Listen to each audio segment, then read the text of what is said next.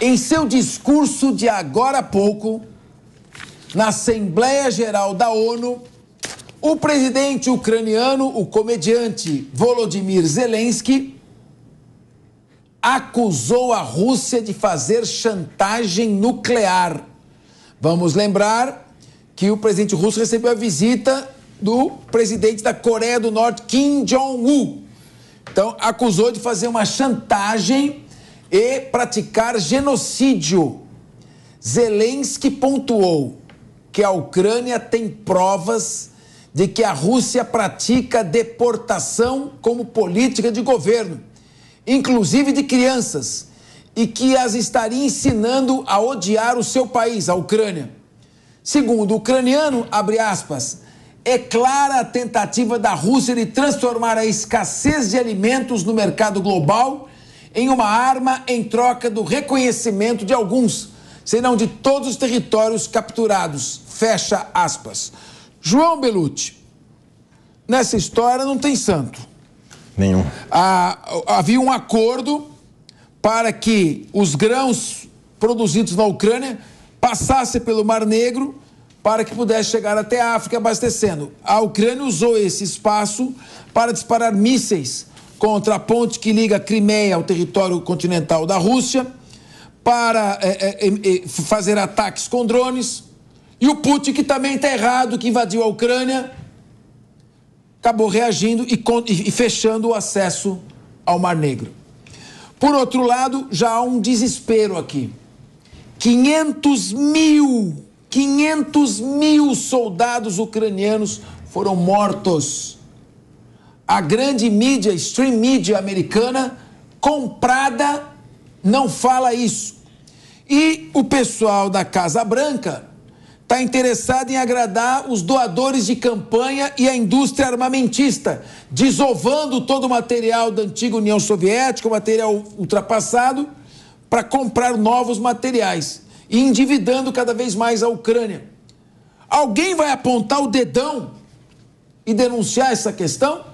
O senhor Joe Biden e seu filho Hunter Biden receberam por inúmeras empresas de fachada mais de 20 milhões de dólares. Tem dinheiro na conta da neta do Joe Biden. E dinheiro sabe de quem?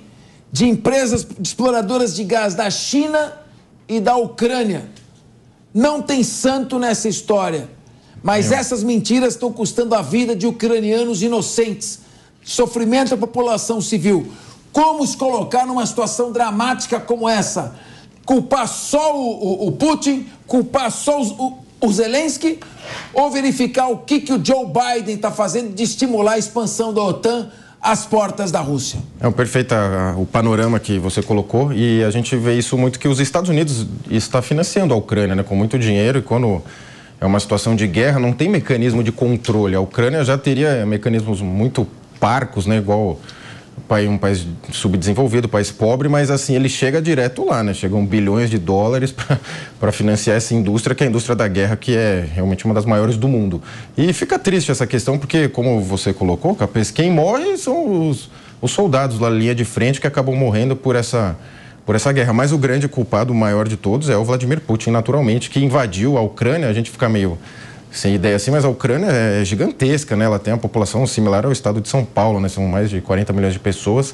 Aparentava ser uma guerra fácil, não está sendo. E ela está sendo uma guerra hoje de indústria das armas, né? E de financiamento principalmente dos Estados Unidos. Sabe quantos habitantes tem hoje na Ucrânia? Menos de 20 milhões. É mesmo? Já mais de 10 milhões já saíram do território. Bom, Carol Curimbaba, a Ucrânia é uma grande produtora de alimentos. Dizem que o território, a terra ucraniana é tão fértil que se você enfincar um pedaço de pau, nasce alguma coisa. Os nazistas, quando invadiram na Operação Barbarossa a União Soviética, Hitler mandou recolher nacos e nacos de terras da Ucrânia para levar até lá. É uma crise também humanitária, não é?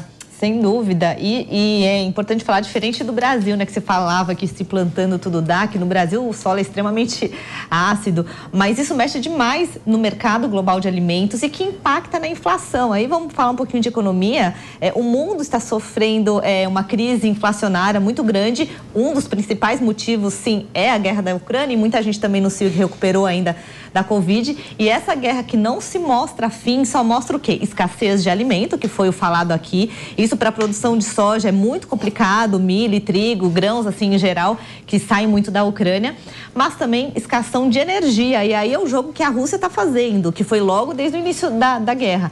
A Rússia deixou de mandar essencialmente gás para a Europa, e a Europa teve que fazer carvão mineral, vocês lembram, que é extremamente sujo, para conseguir produzir gás para que eles não morressem de frio. Aí é uma questão de vida ou morte, na verdade. Então, para você ver que essa guerra vai no básico, energia e alimento.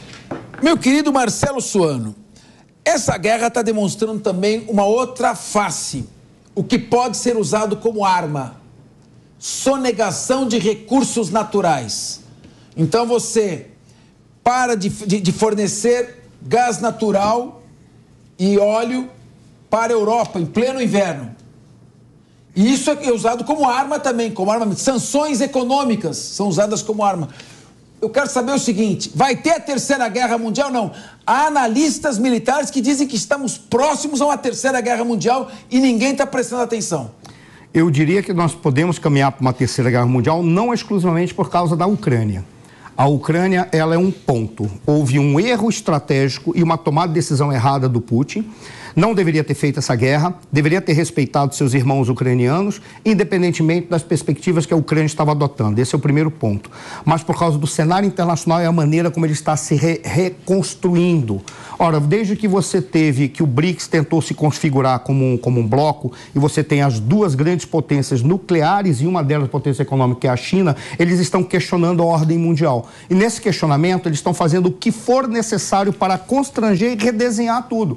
Por isso, é possível que alguns focos possam acontecer. Vou até citar um caso do que o Lula citou ali. O Lula, mostrando que ele, no seu discurso, não percebeu muito bem o que está acontecendo no mundo, ele reduziu a guerra da Ucrânia e falou das guerras na África. Isso mostra que não tem o entendimento do cenário internacional e saber que certas guerras localizadas não afetam o sistema, outras sim. É o caso da Ucrânia, será o caso de uma guerra em Taiwan, será o caso de uma guerra com o Japão, será o caso de uma guerra na Europa. Isso afeta o sistema internacional.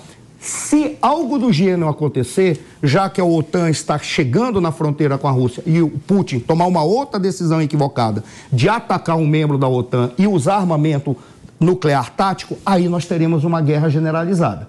Porque o local, a razão e o peso de cada um deles pode produzir uma guerra sistêmica. Aí é um erro que o Putin cometeu. Ele não poderia ter feito essa guerra. Do fundo do coração e analisando como internacionalista. Não poderia ter feito essa guerra. Muito bem. Olha, eu gostaria de ficar debatendo muito mais. É muito bom debater com vocês, profundos conhecedores de todos os temas que aqui vieram. Mas, infelizmente, nós estamos chegando ao final desse programa. Eu abri esse programa e vou encerrar esse programa com homenagem ao meu querido amigo Rafael Puglisi. Durante a sua existência por esse mundo, você fez muita gente bonita e, mais do que isso, espalhou o seu amor e a sua beleza por onde passou. Que Deus o acolha e dê força à sua família para superar esse momento difícil.